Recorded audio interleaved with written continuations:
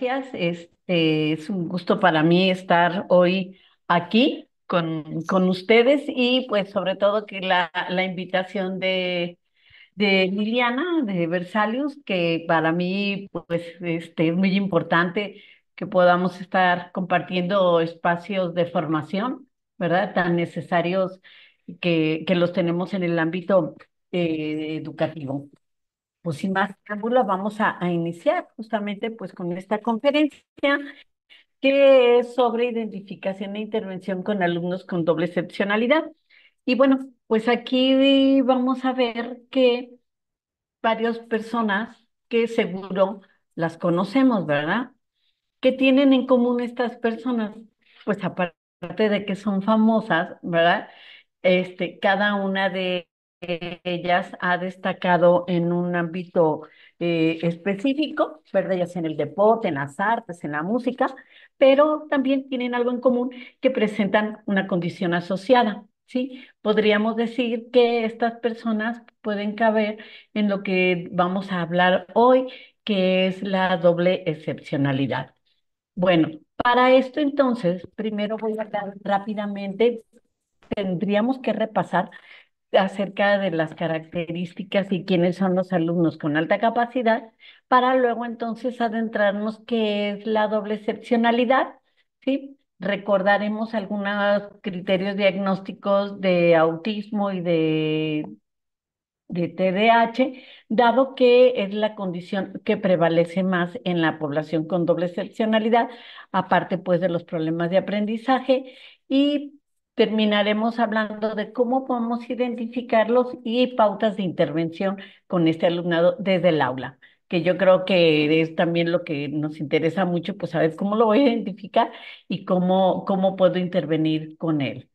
Recordemos, pues entonces, que dentro de los modelos, pues ya tenemos un primer problema, ¿no? Que no hay una definición consensuada acerca de lo que son las altas capacidades.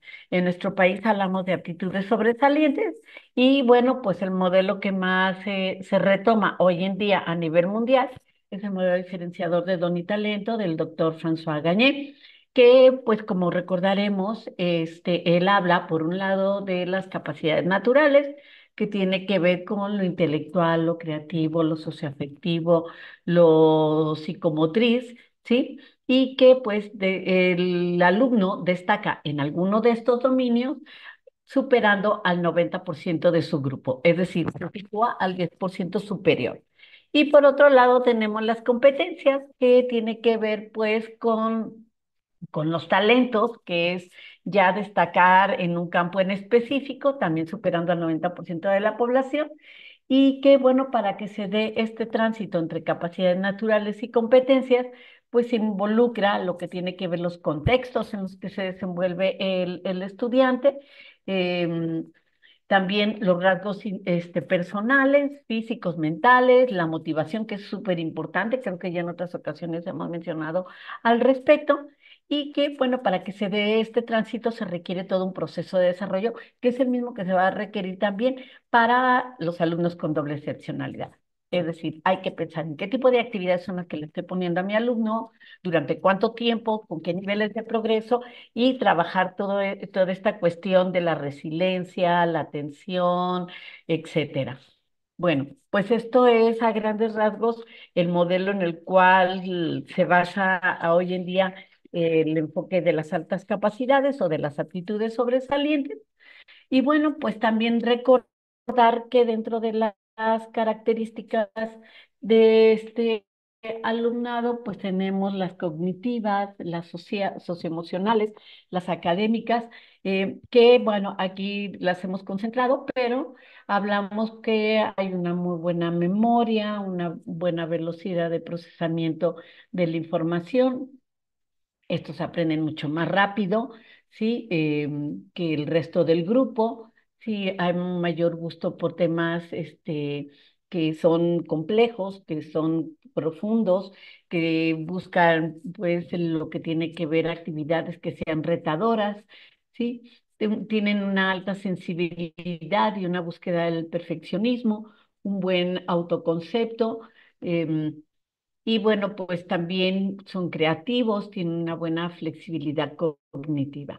Estas características las vamos también a estar observando en los alumnos con doble excepcionalidad, pero ahorita es importante que recordemos cuando hablamos de alumnos con altas capacidades a qué características yo me estoy refiriendo. También ya hemos hablado acerca de las características de un alumno que se aburre, que es muy importante retomar esta parte porque luego, pues, cuando se empieza a difundir el tema de la doble excepcionalidad, pareciera que entonces ahora todos los alumnos tienen doble excepcionalidad, ¿sí?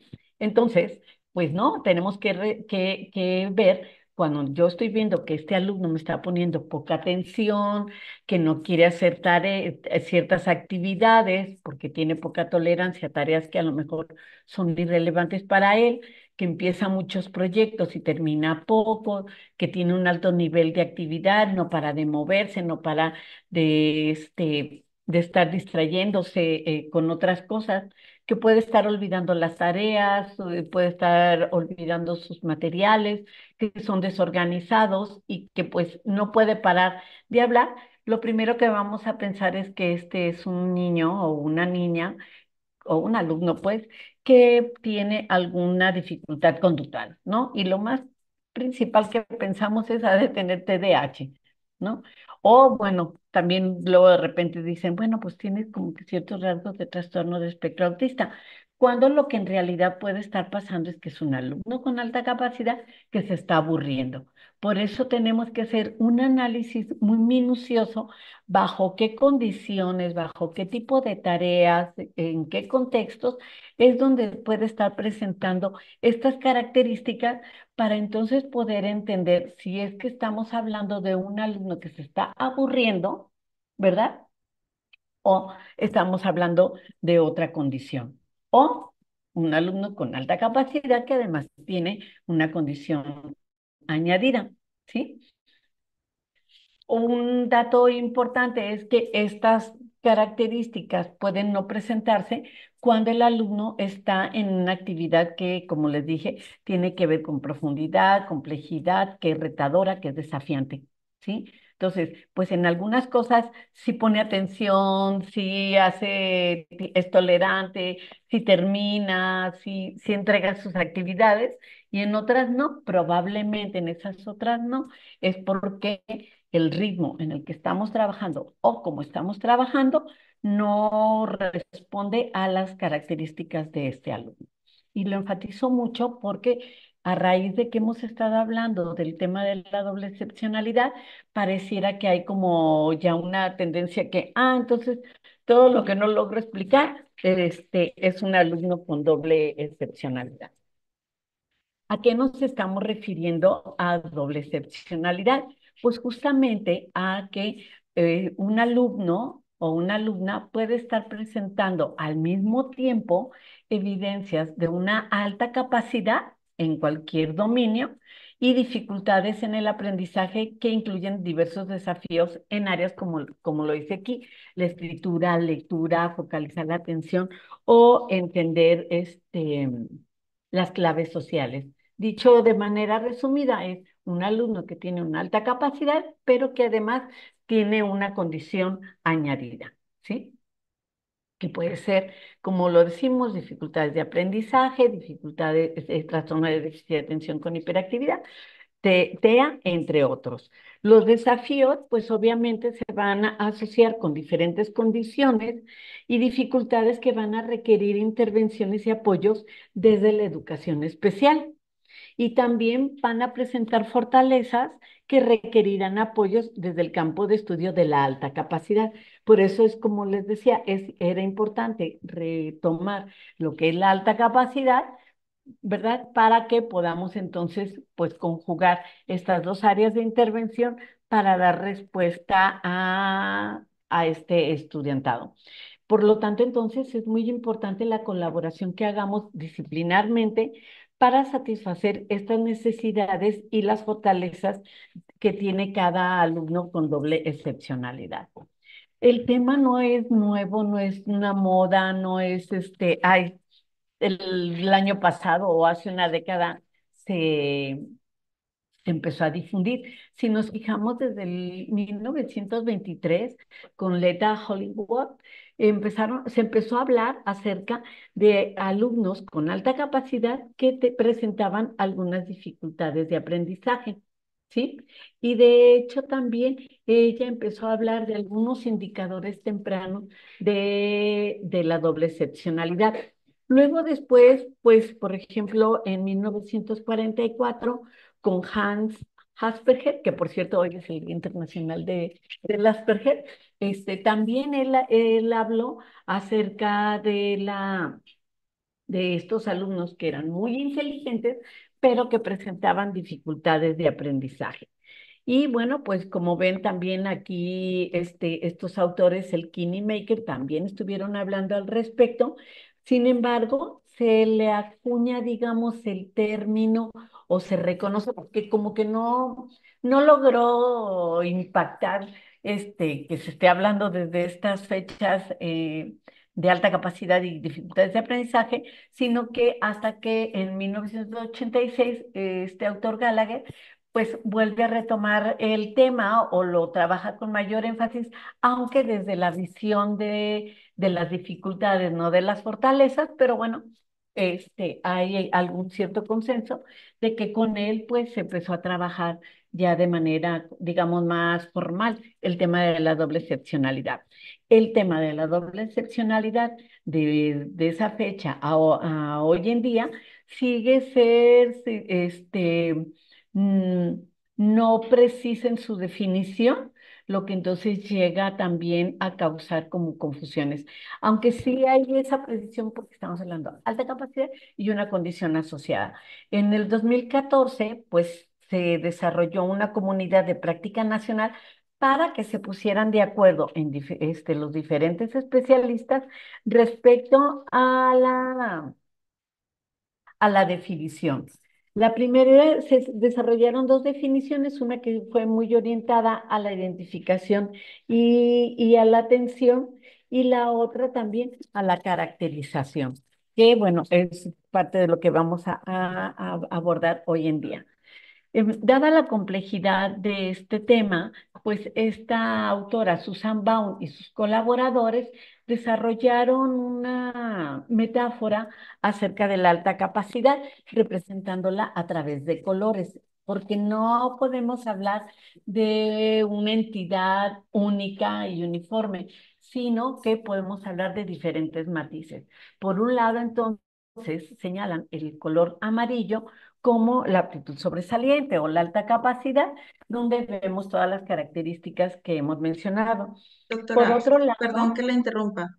Ya no estamos observando la presentación. Si puede compartir nuevamente. a ver, me salgo y la vuelvo a compartir.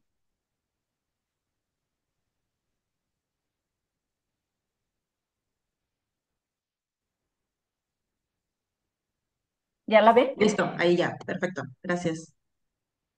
Ok. Bueno, pues entonces, como les decía, se lo trataron de ilustrar a través de colores para ver pues, los diferentes matices de la doble excepcionalidad. Entonces, hay muchos matices de amarillo, donde estaríamos hablando de la aptitud sobresaliente o la alta capacidad, y luego estaríamos hablando del color azul, que va a representar la discapacidad u otra condición. Ojo, discapacidad intelectual no entra aquí, ahorita lo vamos a ver, pero otras discapacidades sí. Y en suma daría el color verde, que sería la doble excepcionalidad. Esto quiere decir que entonces estamos hablando, como les decía, de matices de amarillos, de matices de azul y por lo tanto tendríamos matices de verde. Cuando estamos hablando entonces de la doble excepcionalidad, pues entonces estamos hablando de aquellas personas que presentan una alta capacidad cognitiva, ¿sí? Y que están presentando otra condición. Ya lo habíamos dicho, dificultades específicas de aprendizaje, trastorno de déficit de atención con hiperactividad, trastorno de espectro autista, ¿sí? Algunas discapacidades físicas, algunos trastornos conductuales o bien trastornos del habla y del lenguaje.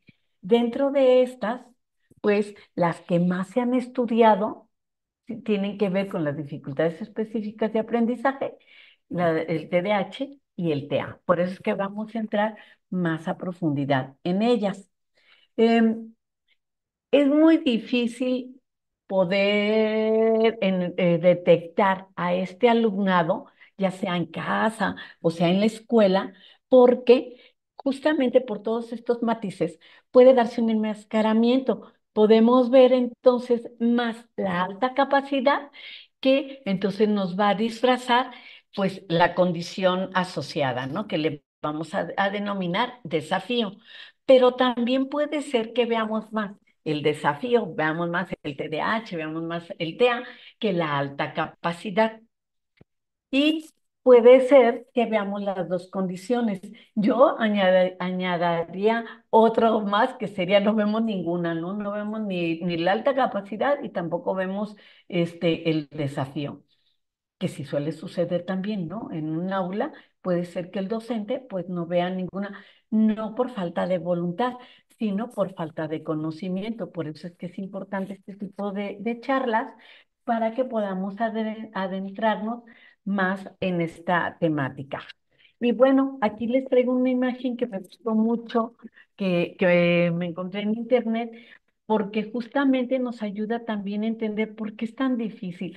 Pues porque hay sintomatología o características que se pueden ir solapando, ¿no? Que entonces, por ejemplo, pues que se aburre fácilmente. Bueno, si se aburre fácilmente, yo podría pensar, ay, pues a lo mejor es un niño que tiene TDAH, pero también se aburre fácilmente que tiene alta capacidad si no tiene una respuesta educativa acorde a sus características, ¿no?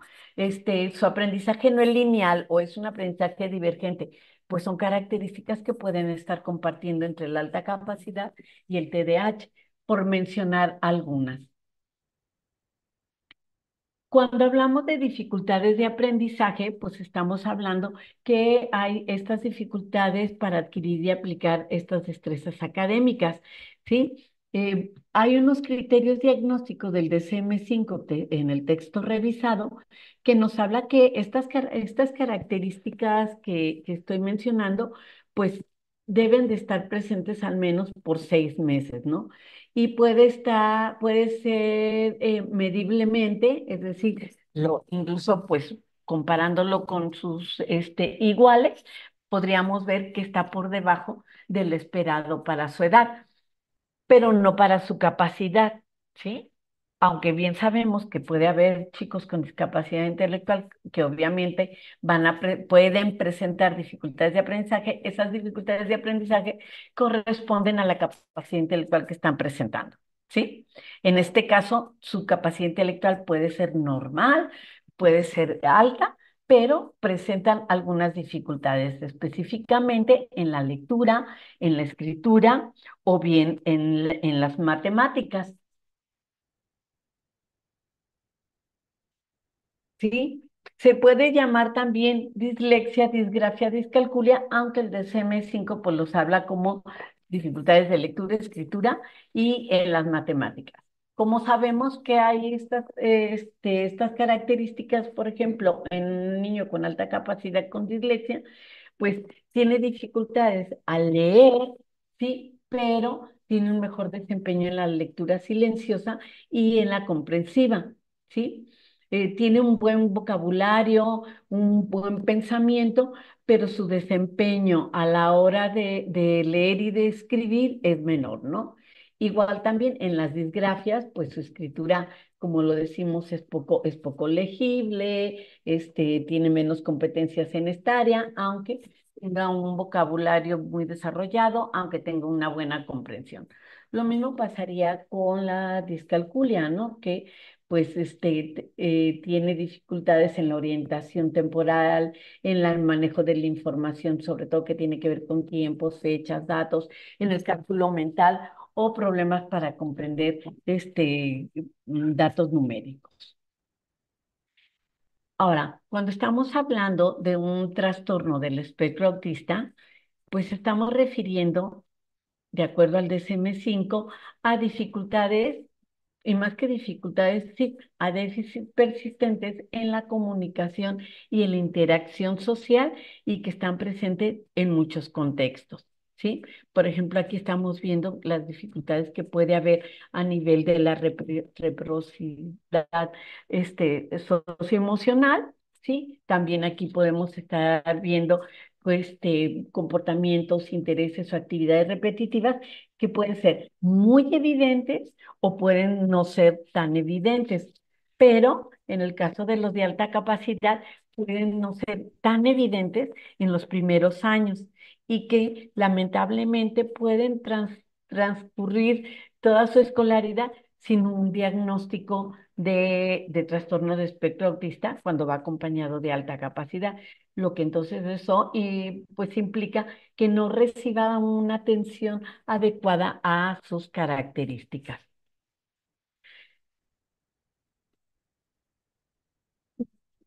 Se apega a patrones de comunicación rutinarios y ritualizados, se resiste al cambio, que esa es una de las características que podemos observar más fácilmente, que bueno, cuando cambiamos, cuando no nos apegamos a rutinas, cuando incluso cambiamos un poco el escenario, pues al alumno se le puede complicar o lo podemos meter en conflicto, ¿no? Algunos pueden presentar dificultades para hablar o nunca aprender a hablar. En el caso de los de alta capacidad, sí pueden hablar, se pueden comunicar. Sin embargo, vamos a observar sutilezas en su comunicación. ¿Sí? A lo mejor una habla, dificultades más en el habla pragmática, ¿sí? Dificultad para entender el doble sentido, para leer ciertos signos sociales, etcétera, que pueden pasar como em, comportamientos un tanto fuera de lo esperado, pero que no nos llamen tanto la atención, ¿sí? Em, y bueno, pues hablamos también de que hay algunas dificultades a nivel sensorial, como puede ser el ruido, las texturas de la ropa que puedan estar molestando, ¿no? Su desempeño, entonces, por lo tanto, puede ser promedio o se puede entender como promedio en funciones básicas, aunque obtienen un desempeño elevado en funciones cognitivas superiores. Cuando hablamos de trastorno de déficit de atención con hiperactividad, pues estamos hablando que hay un patrón que puede ser dificultades que tienen que ver con la atención, es decir, un patrón persistente en inatención y, y también puede estar presente o no un patrón que le denominamos hiperactividad, impulsividad, ¿sí? Ahora, estos patrones pueden estar presentes, o sea, el que no ponga atención, el que se distraiga, el que esté parado, el que pues se le caigan las cosas, etcétera, tienen que estar presentes en más de dos contextos. Es muy común que luego a veces nos digan, ay, en la casa no es así, pero en la escuela sí, o al revés, en la escuela no es así, pero en la casa sí lo es, ¿no? Generalmente esto tiene que estar presente antes de los 12 años, ¿sí? Y que podemos nosotros catalogarlo ya sea como un trastorno de déficit de atención de tipo desatento o bien predominantemente hiperactivo impulsivo o bien un trastorno de déficit de atención combinado. Estos se clasifican en leve, moderado o grave. El TEA, el TDA, el trastorno de espectro autista, también se clasifica en niveles, grado 1, grado 2 o grado 3. Obviamente estaríamos hablando un grado 1 cuando estamos hablando de alta capacidad y TDAH, perdón, y TEA. Aquí hay algunas características, como les decía, de lo que podemos observar en el trastorno de déficit de atención con hiperactividad, que son pues obviamente muy útiles para los docentes y para los papás, ¿no? Y que a nosotros cuando estamos haciendo un diagnóstico nos sirve mucho que nos los digan para que nosotros vayamos viendo pues a qué tipo de condiciones de la que estamos hablando. No se las voy a decir porque las están viendo en pantalla, pero es más útil que para un psicólogo le digan estas características o algunas de estas características, es decir, describan comportamientos más que decirnos que el niño tiene TDAH o tiene TEA.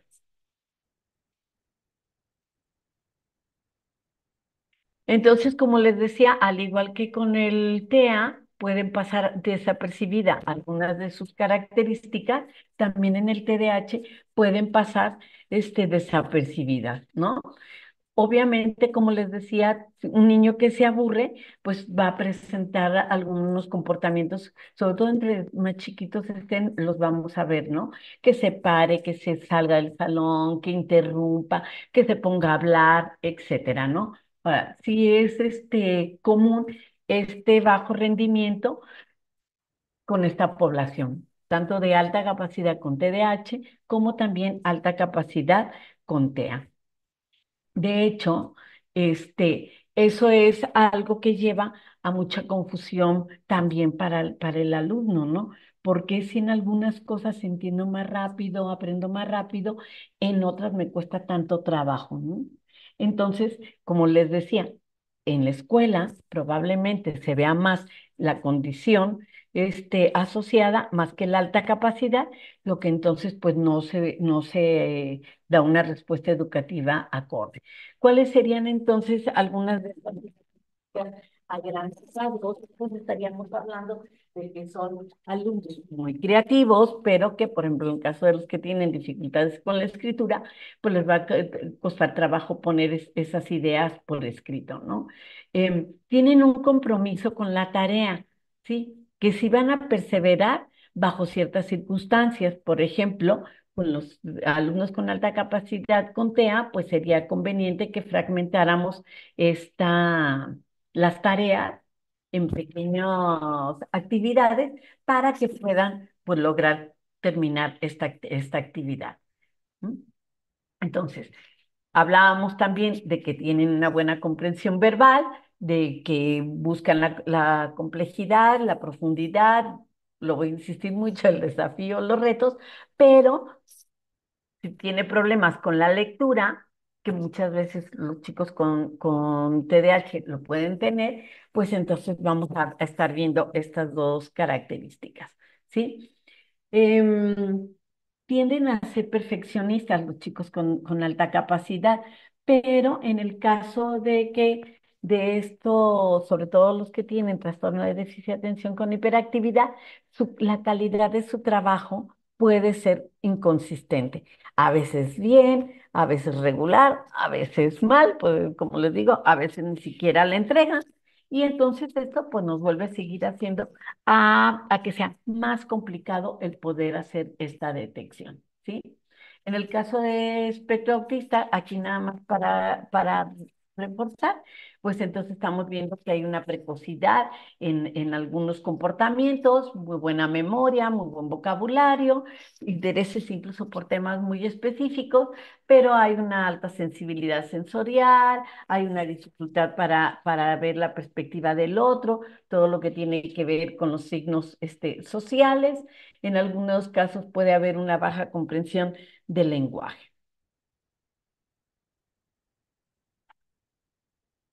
Bien, entonces, aquí estaríamos hablando que nosotros tendríamos que ir pensando en cómo trabajar la diferenciación curricular, ¿sí? De acuerdo a lo que nos ha dicho esta Tomlinson, para trabajar también lo que tiene que ver con las funciones ejecutivas, porque es donde más impacta también en el caso de la doble excepcionalidad, ¿sí? Los alumnos con trastorno de espectro autista y los alumnos con TDAH que tienen además alta capacidad van a tener ciertas dificultades en el control inhibitorio, pero en el caso, por ejemplo, de los trastornos de espectro autista, también cierta dificultad en la flexibilidad cognitiva, ¿sí? Sin embargo, su alta capacidad, como puede ser un pensamiento matemático, un compromiso con la tarea, una alta creatividad, ¿sí? Lo puede, tenemos que tomarle en cuenta,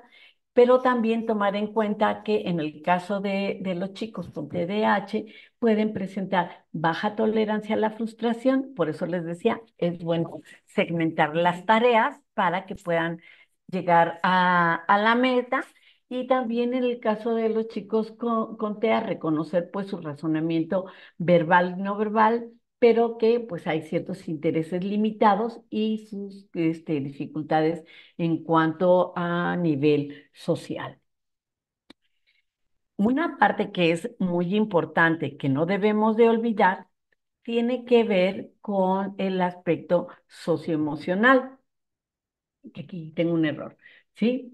Porque van a tener ciertas dificultades, ¿sí? Que cuando no reciben apoyo, como les decía, pues se van a presentar un desarrollo asincrónico, es decir, alto desempeño en unas partes y bajo desempeño en otras, muy sobreexcitables, bajo rendimiento académico, etcétera, ¿no? Entonces, pues lo que nosotros deberíamos de trabajar, retomando estos aspectos que son iguales o mejores que sus pares, pues tendría que ver la conducta prosocial, la adaptación social, la creatividad, la empatía, la asertividad, la responsabilidad y algo muy importante, el autocontrol, ¿no? Yo siempre he dicho que el autocontrol es un elemento clave en educación de todas las personas, ¿verdad? Una persona autorregulada y autocontrolada, pues va a poder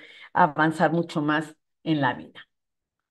Em, la prevalencia tampoco se sabe porque tampoco tenemos datos estadísticos confiables.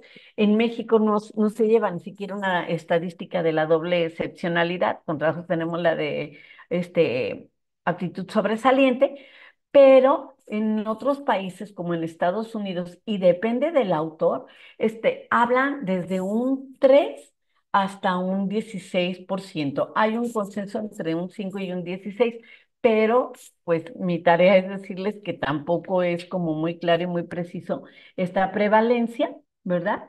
Porque no hay como una estadística. Eso nos lleva entonces a que sea un problema de salud pública, ¿sí? En términos de que hay un estudio que se realizó en España, em, su nombre se llama Leire, a Peraidi, que ella hizo un estudio junto con sus colegas y menciona, pues, el desconocimiento del tema lleva a que entonces se incremente el número de consultas en los hospitales bueno, de primer nivel, ¿no? Cuando, pues, por esta falta de diagnóstico, pues no se está atendiendo bien a estos chicos, ¿no? Sabemos que, como les dije, donde más impacta es en las funciones ejecutivas, pero también pues faltan intervenciones para el contexto escolar. Aunque ahorita vamos a ver varias que pueden ser como muy útil. ¿Cómo yo le puedo hacer para poder identificarlos? Bueno, pues tenemos todo un procedimiento a nivel nacional para hacer la detección de los alumnos con alta capacidad, que están las escalas de nominación, las actividades exploratorias, que para mí son geniales, iniciar con las actividades exploratorias, seguir pues toda esta pauta que nos hablan para preescolar, para primaria y para secundaria. De hecho, se actualizó el documento que ustedes lo pueden encontrar por internet. Y bueno, aquí sí o sí aplica el que se realice una evaluación psicopedagógica para poder determinar la presencia o no de otra condición. En otra charla que ya dimos anteriormente, habíamos hablado que en español existen estas escalas para la identificación de estudiantes con TDAH o para los chicos con TEA. Es como un screening, como una preidentificación que lo contesta tanto los papás como los profesores y que se evalúan cuatro dimensiones: la académica, la cognitiva, la emocional, conductual y social. Entonces, esta escala nos va diciendo la probabilidad que puede haber de que este chico o chica presente un trastorno por déficit de atención con hiperactividad y alta capacidad o con espectro autista. Estas escalas las pueden encontrar en este documento, ¿sí? Que también estos documentos los encuentran en internet, son de acceso gratuito.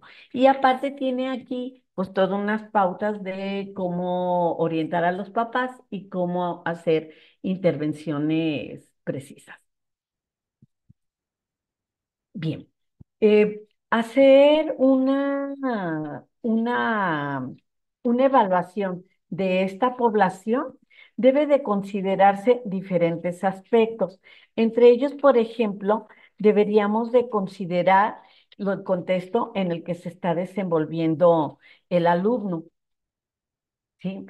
¿Qué tipo de información es la que está recibiendo para que podamos nosotros entonces hacer una evaluación y un análisis que nos permita comprender de manera integral a este alumnado? También es importante hacer entrevistas a padres para conocer la trayectoria de estos chicos, este, y también estas entrevistas con sus docentes para poder tener un historial del desarrollo académico desde sus primeros años de él, ¿no? Conocer, pues, cómo es el desempeño a nivel curricular, sí, cuál es su competencia de la lectura, de las matemáticas, de la escritura. También va a ser un buen indicador para que podamos contrastar estas discrepancias que puede haber de la alta capacidad intelectual y el bajo rendimiento en estas áreas.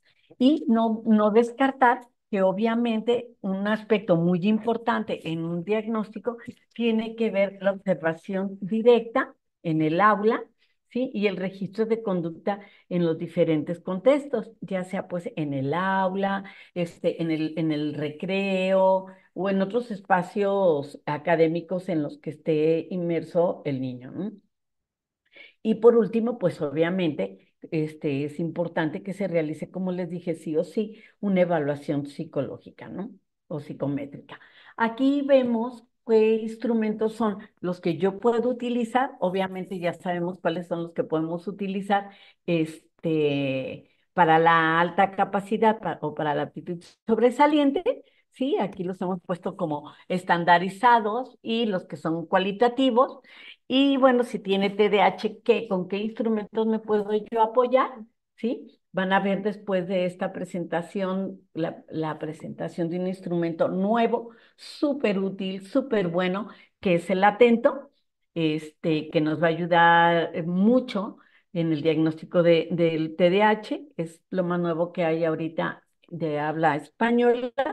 Y también, bueno, tenemos los instrumentos que pueden servirnos para la evaluación de si estamos pensando en la presencia de TEA.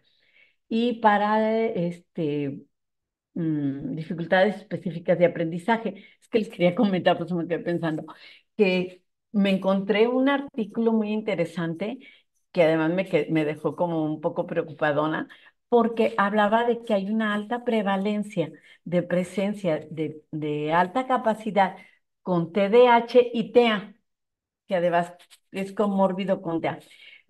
Hay que tomarlo con cautela, tiene que haber pues más investigación al respecto, justamente por lo que les decía de que hay signos y síntomas que se van a confundir con otra entidad.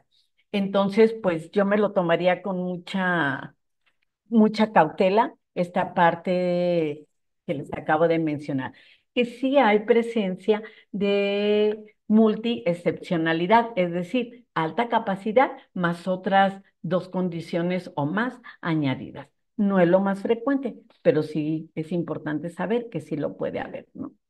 Ok, ¿qué es lo que yo puedo hacer ahora para atender a este alumno? Bueno, pues nosotros podemos trabajar a partir de lo que es la diferenciación curricular, la diversificación curricular, que tiene que ver con las modificaciones que se hacen a nivel del contenido, ¿sí? donde trabajamos lo que es la profundidad y la complejidad, que ahí podemos utilizar los iconos de Sandra Kaplan, o bien podemos, o bien, y bien, podemos utilizar las modificaciones en cuanto al proceso, en cómo yo hago llegar esta información a mis alumnos. Y aquí sabemos que podemos utilizar el aprendizaje basado en proyectos, aprendizaje basado en problemas, em, inteligencias múltiples, em, usar la taxonomía de Bloom, etcétera. Y también, bueno, hacer modificaciones en cuanto a la forma de evaluar, que se adecue a las características y a las necesidades de estos alumnos. ¿Sí? Entonces, eso es un paso, una estrategia de intervención en el aula. También otra estrategia tiene que ver con un enfoque central de atención basado en las fortalezas de estos alumnos, donde, bueno, pues estemos atendiendo estas fortalezas, aunque también estemos reconociendo que dentro de este alumno hay condiciones que son importantes también atender. Hay autores que hacen más énfasis. ¿Se acuerdan cuando les dije que Gallagher había acuñado el término de doble excepcionalidad, pero que él se centraba más en la dificultad? Bueno, hay enfoques donde dicen, no, hay que atender la condición añadida, porque ya la alta capacidad pues ya está ahí, y hay otros enfoques que dicen, no, hay que aprender las fortalezas. Lo otro ahí va a seguir. Pero yo creo que tenemos que atender ambas, ¿sí? Pero siempre centrado en partiendo de las fortalezas. O sea, de la fortaleza voy trabajando esas condiciones que voy encontrando asociadas para ir desarrollando justamente, pues, estas potencialidades en el alumno, ¿sí? De esta manera, pues, nos habla de trabajar desde múltiples perspectivas. Obviamente, el alumno al centro, donde estemos considerando el contexto familiar, el contexto social, si hay la presencia de alguna condición, o alguna discapacidad, cuáles son sus talentos, cómo es que aprende, cuál es el estilo de aprendizaje que tiene y también atender la parte emocional. Esto quiere decir entonces que se trata de potenciar lo que tiene como fortaleza, ¿sí? Desde una perspectiva positiva, ¿sí? Que le ayude al alumno a autorreconocerse, porque hasta ahorita este alumno no logra entender qué le pasa. Sí, este alumno incluso piensa que tiene algún problema. Ya lo habíamos mencionado en otra conferencia, que también les pasa esto a los de alta capacidad, algunos de alta capacidad, pero es más acentuado en los alumnos con doble excepcionalidad. Por lo que entonces es importante que reconozcan, pues sí tienen dificultades para memorizar a lo mejor un PowerPoint, ¿verdad? Pero que sí tienen buena memoria, que sí son capaces de con ensayo, hacer esas presentaciones, que sí son capaces de llegar a las metas, de resolver problemas. Y que por lo tanto entonces, pues, como aquí lo dice, es seguir potenciando todo lo que tiene de fortalezas este alumno. Entonces, por lo tanto, el abordaje, como lo decimos, pues hay que ir promoviendo estas oportunidades, ¿sí? Trabajar en un ambiente libre de riesgo. Ahorita vamos a ir viendo cómo lo puedo hacer.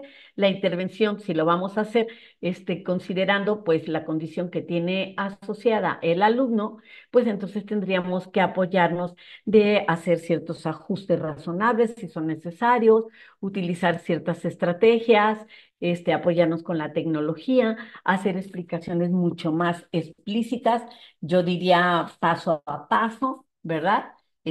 Dividir las tareas en tareas cortas y bueno, pues también podemos apoyarnos para trabajar esta parte social, ¿sí?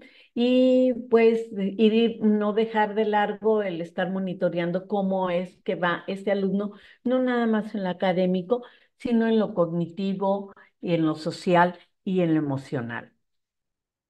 Entonces, algunas pautas, pues entonces tendrían que ver con que debemos nosotros de brindar un espacio que sea seguro para que se atienda tanto la actitud sobresaliente como la condición que esté presente.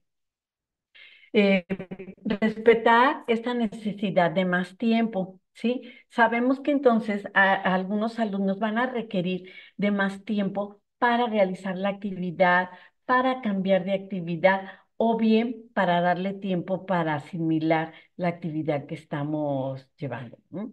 Entonces, podríamos proporcionar 5 o 10 minutos más para poder trabajar.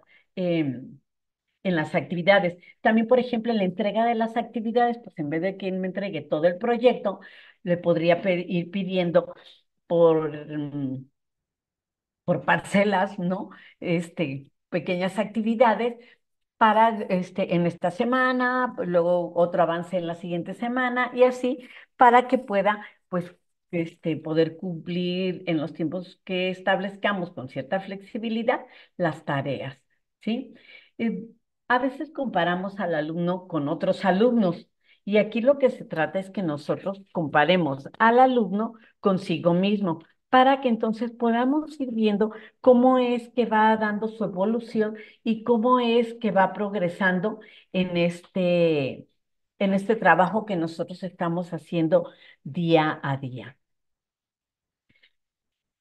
Tenemos que también fomentar oportunidades para que se den relaciones positivas. En el caso, por ejemplo, de algunos niños, sobre todo los que tienen algún tipo de discapacidad física, pues están en el aula, pero pareciera que son invisibles, ¿no? No los tomamos en cuenta, no los hacemos partícipes, etcétera. Entonces, sí es importante, perdón, que generemos ciertas actividades para que permitamos que estos alumnos puedan sentirse que sí son parte del grupo, que sí existen y que sí son tomados en cuenta. Como muy creativa, ¿sí? Muy lúdica, para que puedan participar todos los estudiantes. El trabajar a través de las inteligencias múltiples puede ser una muy buena estrategia para este tipo de estudiantado, donde entonces estamos partiendo de esta filosofía centrada en el talento y en las fortalezas.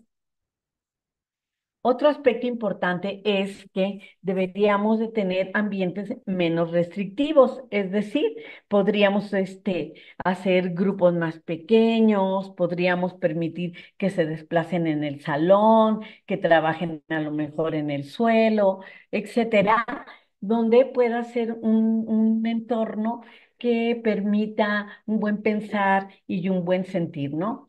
Desde la lúdica pues obviamente van a respondernos mejor estos alumnos. Esto quiere decir que también debemos de incorporar la creatividad y el pensamiento crítico y el trabajo colaborativo con esta población. Algunos niños con doble excepcionalidad se van a distraer con con los estímulos. Entonces, debemos también de hacer ciertas modificaciones en nuestras aulas. Por ejemplo, a tratar de disminuir en lo posible todos los estímulos que pueden estar alrededor, que pueden distraerlo. Si tenemos un chico con, por ejemplo, con TDAH y alta capacidad, pues sentarlo adelante, alejado de la ventana, porque si lo sentamos atrás y pegado a la ventana donde da al patio de recreo, pues obviamente lo estamos invitando a que se distraiga, ¿no? Entonces podríamos hacer ciertos ajustes para que este alumno pueda estar más cómodo en el aula. Otros alumnos son muy hipersensibles a los estímulos, a los ruidos. Algunos les podemos permitir que traigan sus audífonos para aislar el ruido, no para que se pongan a escuchar música. O bien podríamos permitir que utilicen la música, si es una música, digamos, ambiental, que pueda ayudarle al niño incluso a disminuir un poco la ansiedad que le genera el ruido, ¿no? Em, bueno, pues aquí eso ya lo hablé del acomodo de los espacios. ¿sí? Y bueno, para ir cerrando, yo diría que hay cuatro elementos que para mí son claves en la doble excepcionalidad, ¿sí? No olvidar que hay que incorporar actividades complejas, profundas, retadoras, desafiantes, ¿sí? Pero que también deberíamos de incorporar actividades variadas. En vez de que dure media hora la actividad, pues esta actividad la segmento en diferentes pasos y voy cambiando cada 5 o 10 minutos la actividad que me va a llevar al mismo objetivo, pero que entonces no doy pauta a que el alumno se pueda distraer. Hay que dar también, proporcionar estructura, sobre todo, por ejemplo, sirve para los de TDAH y los de TEA con alta capacidad y sin alta capacidad, que sepan qué es lo que sigue, que hay un orden, que hay una secuencia, que hay unos pasos para que puedan realizar sus actividades de la mejor manera. Y pues brindar apoyo, no es ya le dije, y bueno, si es de alta capacidad, pues que se haga bolas, no, porque sí requieren de estar apoyo y de apoyo que no quiere decir que les estemos encima de ello. A lo mejor ahorita vamos a ver otras pautas de intervención como recordatorios que les pueden ayudar mucho. Entonces, esto quiere decir que deberíamos de trabajar, como lo menciona Am Tomlinson, ¿sí? Con el ecualizador. Ya lo he mencionado en otras pláticas, pero pues esto quiere decir que dependiendo de la actividad, dependiendo del tema que yo voy a trabajar, pues es qué tan compleja, qué tan sencilla, qué tan abstracta, qué tan concreta la voy a hacer, con mayor independencia, con menor independencia. Algunas, ya les había dicho que a este alumnado puede presentar algunas dificultades, más bien, donde impacta más es en las funciones ejecutivas. Y bueno, entre ellas tiene que ver la atención, ¿no? ¿Cómo yo puedo estar trabajando? Pues, como les decía, dando instrucciones y actividades que sean cortas y precisas. Si yo le digo, saca tu libro de español, ábrelo en la página 58 y vete a la actividad 2 y contesta el ejercicio 3, pues se quedó en que hay que sacar el libro, ¿no? Entonces, vamos paso a paso para que puedan cumplir con la actividad. Luego tenemos que pues preguntarnos también si estas actividades que nosotros vamos poniendo son fáciles o difíciles. Acuérdense que se pueden estar aburriendo, el dar los tiempos, ¿sí? Y sobre todo esto de buscar la calidad de la respuesta y no la cantidad. En el caso, por ejemplo, con los niños con TDAH, nosotros, por ejemplo, les damos una actividad, un ejercicio donde tienen que buscar, digamos, animalitos en toda una serie de objetos. Entonces, pues, en vez de decirles si encuentras todos, que no los va a encontrar, porque obviamente es donde tiene la dificultad, pues entonces le decimos con que encuentres tres o con que encuentres cinco, es decir, vamos a establecer un número de calidad de respuesta que no tiene que ver con la cantidad en el sentido de que no tiene que ser todo o nada, sino que voy a situar al alumno en un campo en el que sí pueda tener éxito y poco a poco voy incrementando ese nivel de exigencia, ¿sí?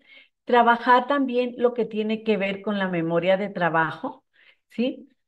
Entonces aquí nosotros podemos empezar dando una lección de manera verbal y apoyarnos con algo visual, ¿sí? Utilizar, como les decía, los organizadores visuales como esquema, grabar las lecciones, que también ha sido muy útil, ¿sí?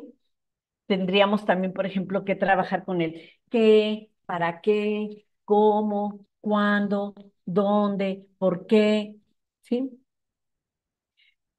Trabajar enseñarles a que se autosupervisen sus actividades, qué debo de hacer, cómo lo debo de hacer, qué me hace falta, es decir, utilizando, por ejemplo, las estrategias de autoinstrucción de Michelin. Aquí pues entonces tenemos, miren, los stickers para trabajar con memoria de trabajo, ¿sí? Las notas adhesivas. También es importante que podamos proporcionar rúbricas, ¿sí? Crear listas de verificación, crear, rutinas, entre otros aspectos, ¿sí? Y podemos utilizar actividades como esta que ahorita les estoy poniendo aquí, ¿sí?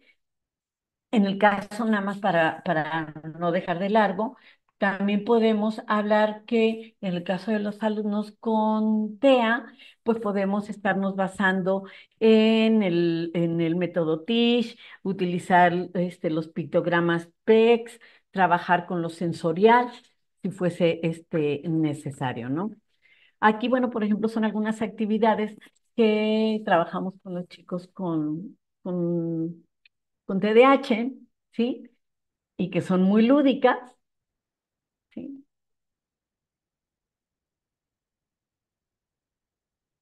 Espero que estén encontrando las respuestas, ¿verdad?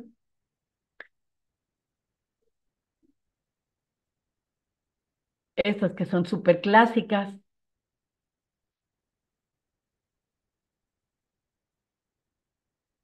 Aquí, por ejemplo, yo le puedo decir, bueno, con que hay 6 diferencias, vamos a dar por bien la actividad con que encuentres una o con que encuentres dos, dependiendo pues de las características de nuestro alumno.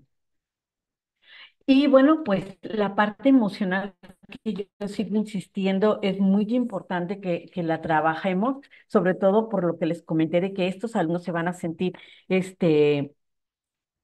pues ansiosos, a lo mejor pueden hasta sentirse más estresados, al ver que pues como que no embonan ni en el grupo, no embonan con la maestra, no logran al 100 las actividades y pues no logran responderse qué es lo que le está pasando.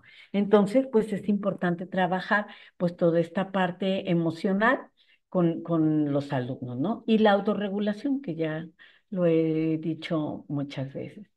Y bueno, pues a final de cuentas todos somos buenos en algo y pues esa es nuestra tarea, ver nuestras fortalezas, este, más allá de nuestras limitaciones o la condición que tengamos asociada.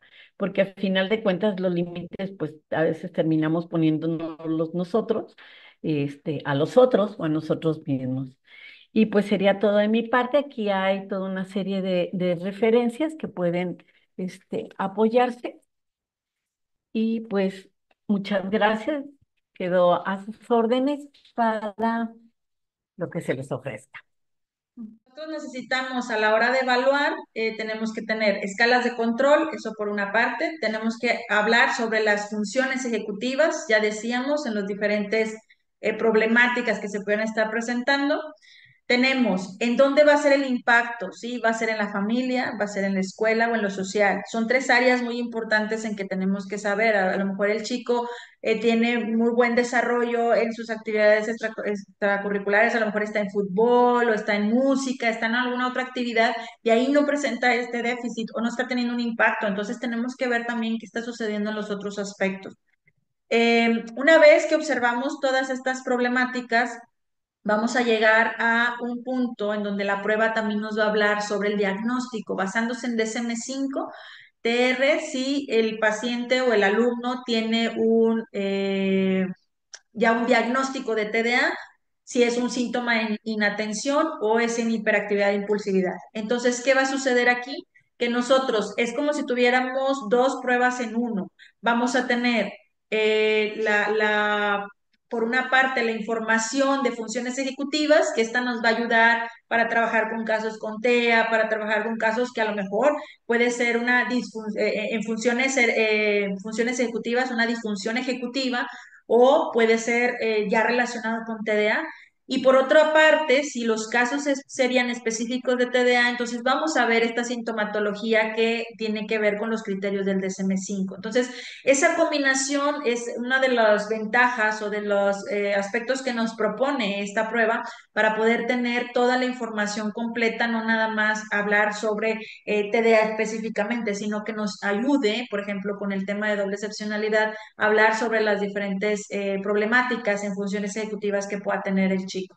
Y al final, la prueba también nos habla sobre otros problemas que están relacionados, como el problema del sueño, los problemas de conducta o este síndrome de desconexión cognitiva, que pudiera también estar presentando el chico o a lo mejor no presentando un TDA, ¿no? Son problemáticas que están asociadas, pero la prueba nos habla de diferentes líneas de trabajo. Entonces, ahí es donde nosotros vamos a tener un plus, vamos a tener mucho más información. Entonces, eso es la gran ventaja de la prueba. Bueno, nada más como para aterrizar antes de esto, que no vieron esto, bueno, estos son los diferentes formatos que existen de la prueba en donde tenemos para aplicar a la familia, para aplicar a la escuela y para aplicar a los chiquitos a partir de 8 años. Tenemos ya un protocolo específico con preguntas para ellos específicamente que nos van a ayudar a entender qué es lo que está pasando en su día a día. Esta prueba de atento, la gran ventaja que observamos con ella es el que a lo mejor muchos de ustedes pueden decir, yo no soy experto en neuropsicología. ¿Cómo quieres que me adentre un tema de funciones ejecutivas si a lo mejor mis habilidades en evaluación neuropsicológica no me he capacitado o no he tenido esa expertise o no me interesa tanto desarrollarme en un tema de neuropsicología, yo estoy más en temas de educación especial u otras áreas, ¿no? Entonces, la propuesta con esta prueba tiene que ver con eso, que no tienes que ser un experto en neuropsicología porque la prueba van a ser preguntas de su vida cotidiana del niño que se le va a hacer al papá o se va a hacer a la escuela o se le va a hacer al propio niño. Y entonces esa información va a ser muy valiosa para ti porque no es una prueba neuropsicológica, es una prueba, como te digo, es un inventario ecológico donde tenemos toda esta información, ya si hay puntuaciones altas que aparecen en algunas áreas de funciones ejecutivas, entonces ya podemos referir a un neuropsicólogo, pero es una prueba muy breve. Digo, en 15 minutos tú vas a tener este dato que te va a permitir saber o hacer este diagnóstico diferencial de decir a dónde me voy, que es mucho la duda que surge con la doble excepcionalidad, ¿no? Tenemos altas capacidades, eso lo puedo identificar perfectamente con una prueba de SI, pero ¿qué va a pasar con el resto de información? ¿Cómo saber si es un TEA? ¿Cómo saber si es un TDA? Pues una prueba como esta nos va a hablar de esas dificultades y justo esas dificultades ya la podemos aterrizar y decir, ah, la línea es por aquí, ¿no? O a lo mejor es un tema emocional el que está afectando en el niño que tiene alta capacidad y que por eso no logra encajar con otros niños o tiene ciertas dificultades. Ah, bueno, nos podemos ir más por un tema emocional y no tanto un tema que pudiera ser de doble excepcionalidad con un diagnóstico de TDA o de TEA, ¿no? Entonces, eso va a ser muy importante entenderlo.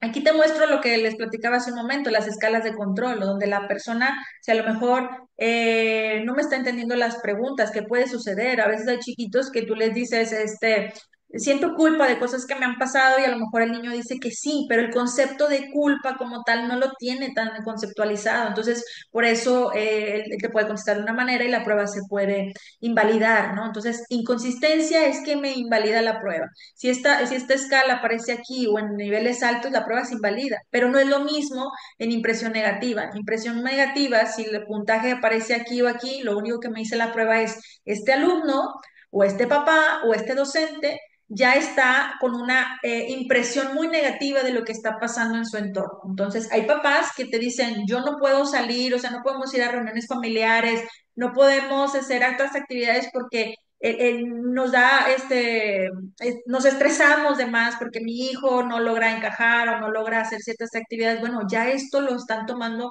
de una manera muy negativa a la hora de contestar la prueba. Lo mismo pasa con un docente que te dice, es que yo no puedo ya con este alumno, me genera mucho problema, etc. Entonces, esa variable, la prueba no la da para saber hasta qué punto las respuestas que nos está dando la persona que estamos evaluando están inclinadas mucho en relación a lo que está sucediendo, ¿no? El contexto y todo lo que está pasando.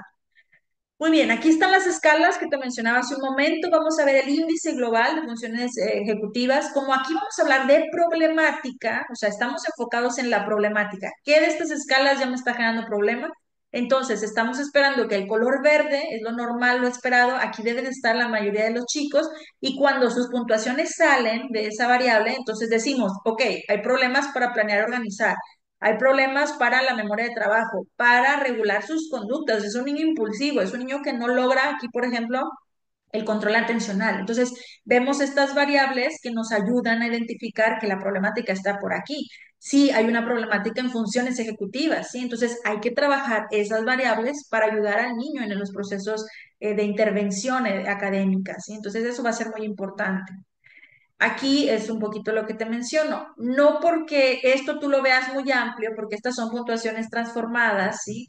No porque tú veas esto muy amplio quiere decir que aquí está mucha población, ¿sí? Aquí solamente tenemos un 2% de la población que va a tener estas dificultades. Y entonces, por lo tanto, estos diagnósticos de TDA o estos diagnósticos de disfunción ejecutiva están relacionados con una cantidad de población, ¿sí? O sea, lo natural es que los chicos estén aquí o en áreas de riesgo que habría que trabajar.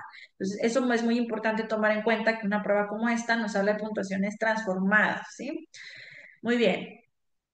Eh, la prueba nos va a hablar también de los puntos fuertes del alumno, ¿sí? A veces nos vamos solo con lo negativo, solo con esto que te decía un momento, vamos a hablar de las problemáticas, pero cuando estas puntuaciones están hacia abajo, el sistema te va a dar información de, a ver, estas son las puntuaciones fuertes. El docente tendrá que trabajar desde aquí con este alumno, porque estas son las habilidades que tiene, a pesar de que pudiera tener un diagnóstico de TDA o tal, desde aquí es donde tenemos que trabajar con él, ¿ok? Muy bien, esto era la otra parte que te decía, el índice de impacto, o sea, esta problemática que tiene el chico, qué tanto está impactando ya en su vida familiar, en su vida escolar o en su vida social. A veces tenemos casos en donde no está teniendo de impacto, tiene ciertas dificultades, pero se logra adaptar, por su misma alta capacidad logra a trabajar en diferentes aspectos o en diferentes ámbitos, adaptarse, ¿sí? Y entonces eso ayuda a decir, bueno, esta doble excepcionalidad no le está generando un impacto negativo, ¿no? Estamos en un área adecuada por las mismas habilidades del chico. Muy bien. Y esto por último era lo que te decía que tiene que ver con el riesgo de TDA. O sea, la prueba te va a decir, hay un alto índice de que tenemos un trastorno por déficit de atención con hiperactividad y te dice de qué tipo. A lo mejor es de inatención o con inatención o con hiperactividad e impulsividad o combinado, ¿sí? Según el DSM-5 puede ser cualquiera de esas tres. Entonces, la prueba, hay muchas preguntas que están relacionadas a los criterios del DSM-5, por eso te habla sobre esto, por eso te dice, la problemática está relacionada a este diagnóstico, ¿sí? Por eso te digo que es una prueba que puede servir no nada más para TDA, puede servir para trabajar el tema de funciones ejecutivas, pero si el tema específico que tú quieres identificar es TDA, nos va a dar mucho más información. No solamente nos va a decir este TDA, nos va a decir la problemática está aquí, estas son las áreas fuertes, ¿sí? Y hay otras problemáticas que se están relacionando, el impacto donde está sucediendo. Entonces, todo esto nos ayuda mucho para tener información mucho más completa. Esto es lo que te digo, la prueba trae criterios relacionados al DSM-5. Entonces, estos criterios, al final la prueba también te dice, basado en que me contestó que sí en estos criterios y que lo presenta muchas veces, es por lo tanto que tiene síntomas, por ejemplo, en este caso de inatención, ¿sí? O síntomas de hiperactividad con impulsividad, ¿sí? Entonces, eso va a ser muy importante tenerlo en cuenta. ¿Muy bien? Muy bien, entonces les decía, esta prueba se puede aplicar de manera manual, sí, vamos a tener protocolos en donde a manera de entrevista la podemos preguntar al papá, al maestro o al niño, o podemos entregárselas para que ellos lo contesten directamente, le explicamos la tarea y van a responder lo que se les va solicitando en los protocolos. Y estas versiones, lo que vamos a hacer es que nosotros vamos a revisar en un portal, a lo mejor algunos de ustedes ya han trabajado con instrumentos de este tipo, en donde vamos a tener las preguntas y vamos a ir vaciando las respuestas conforme me contestó la persona evaluada. Aquí va a ser bien importante que, bueno, las pruebas también ya están evolucionando, ¿no? Y tenemos ya no nada más estas versiones. Existe ahora una versión que se llama PhotoScan y esta versión nos vamos a ayudar de nuestro celular. El celular lo vamos a usar como un escáner y entonces vamos a tener nuestro protocolo, ya no voy a vaciar yo manualmente, esto sobre todo cuando tenemos muchos niños que evaluar o revisar, entonces con el celular voy a escanear el protocolo y voy a subir esa foto que me va a ayudar a revisar. Entonces esto es algo muy nuevo, la tendencia va por aquí para facilitarles a ustedes la forma de trabajar a la hora de aplicar manualmente y revisar. Y entonces esto es algo que el atento es una de las pruebas que se lanza con PhotoScan, pero ya vienen más pruebas y algunas que a lo mejor ustedes ya conocen, que van a empezar a revisarse de esta manera también, ¿no? Ya eliges tú la opción, tú lo haces manual, lo haces tú con PhotoScan o si quieres aplicar en línea, pues también lo puedes hacer en línea y entonces el chiquito puede contestar en un celular, en una tableta, en una computadora, también el docente o el papá. Y entonces el portal pues los va a llevar, les va a dar las instrucciones, les va a dar ejemplos, y va a ir él contestando la prueba. Aquí algo bien importante es que no va a poder omitir respuestas en algunas preguntas para que también eso ayude a poder tener la gráfica completa de los resultados. Entonces, cualquiera de las opciones, lo que nosotros vamos a obtener es una gráfica, ¿sí? Que vamos a obtener desde el portal. Podemos, por ejemplo, aplicar las tres áreas al mismo chico, o sea, le aplicamos a él mismo, a la escuela y al papá, o podemos aplicar solo a los alumnos, solo a los papás, solo a la escuela, como ustedes decidan. Eso no está obligado, ustedes tienen posibilidad de hacerlo como ustedes quieran, pero sí algo importante es que al tener la información de las cuatro áreas o de tres áreas, nos va a dar muchos datos más completos, ¿no?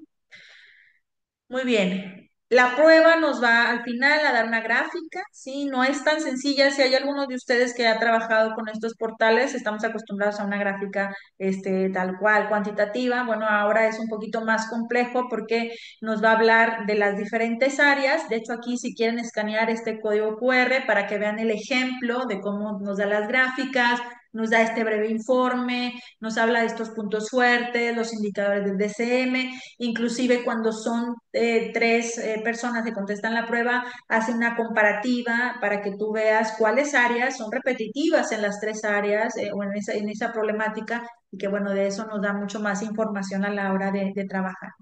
Entonces, bueno, esto es atento, esto sí queríamos platicárselo porque es una novedad y que viene a ayudar mucho, sobre todo en estos temas de doble excepcionalidad, porque nos permite entender mucho más, con más detalle, cada una de las variables que están involucradas, si fuera el TDA o si fuera TEA o si fuera alguna otra de las variables con algunos problemas a lo mejor en temas de conducta o disruptivos y demás, podemos entender con más detalle si están presentes o no. Ya existían otros instrumentos, de hecho la doctora Valadez por ahí hizo sugerencias de algunos otros instrumentos que ya existían, la prueba de TDA o CONEX y demás, y esto lo que nos viene a actualizar es que nos habla sobre lo que dice el paciente, porque hasta el día de hoy, como les decía, trabajábamos solo con lo que decía el, eh, el sujeto, ¿no? El papá o el docente, ¿no? Entonces, eso es muy importante. Muy bien.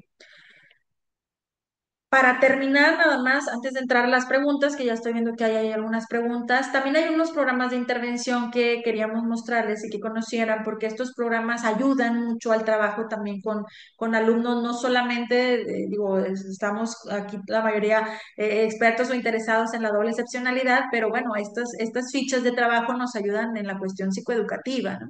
Entonces, existen programas como Estimula, que son para trabajar con niños de 6 a 12 años, en donde tenemos actividades de atención, de memoria, de razonamiento lógico, de reflexibilidad, de aspectos socioemocionales que tienen que ver con la tranquilidad, la lectoescritura o velocidad, velocidad y comprensión lectora. Entonces, estas actividades están en 6 niveles diferentes, ¿no? Dependiendo de la dificultad del chico, los ejercicios que se quieran trabajar. Y entonces son fichas que se pueden imprimir y ustedes pueden imprimir tantas cuantas necesiten. Así que este programa les puede ayudar mucho para trabajar las diferentes áreas que quieren estimular. Ahora, si lo que queremos estimular es específicamente el tema de TDA, les recomiendo este programa que se llama Aventura Pirata. Este es un programa de entrenamiento, ¿sí? Este les sirve a ustedes para tener inclusive más herramientas o material para poder trabajar los temas de funciones ejecutivas, específicamente de atención. De hecho, muchos de los ejercicios o de las recomendaciones que dio la doctora Valadez están relacionados aquí o están dentro de este programa. Son 3 niveles porque se divide por edades, ¿sí? Niñitos perdón, de 6 a 8, de 8 a 10 y de 10 a 12. Y entonces vemos mucho sobre todo esto, cómo organizan la información, cómo ellos hacen sus autoinstrucciones, cómo van poco a poco con cada una de las fichas de trabajo van logrando incorporar estas actividades por eso un entrenamiento, estas dificultades que pueden estar presentando en el aula, las pueden ir incorporando y pueden ir trabajando con ello. Entonces aquí sí es muchos chiquitos con TDA, en donde estas fichas nos ayudan y se llama Aventura Pirata porque, bueno, lo hace a manera de juego, como que es un mapa, y hay que seguir instrucciones y hay que seguir pasos, entonces poco a poco ellos van con las diferentes actividades teniendo un mejor desempeño, al menos en la regulación, sobre todo de conductas, en los temas atencionales y lo que hablamos en general de las funciones ejecutivas, ¿sí? Y por último, también la parte socioemocional que hablamos, también habló la doctora Valadez, tenemos este juego, este es un juego de mesa que se llama el juego de las pistas. Hay muchos juegos de mesa que les pueden ayudar, pero este se los quise poner específicamente porque aquí trabajamos mucho la comunicación social, que es una de las dificultades que en su mayoría pueden tener los chicos con doble excepcionalidad y sobre todo altas capacidades con TEA, porque aquí vamos a trabajar mucho situaciones sociales, expresiones faciales, lenguaje corporal, lenguaje metafórico, con diferentes fotografías, imágenes, preguntas. Entonces, lo que estamos haciendo es que sea muy atractivo para el alumno, pero que ellos puedan comprender muchas de estas situaciones que en su mayoría les generan esta dificultad, ¿no? Entonces, está muy específico para chicos con TEA, pero también con chicos que tengan dificultades socioemocionales, que en su mayoría las vamos a encontrar con estos casos que estuvimos hablando durante el día. Entonces, bueno.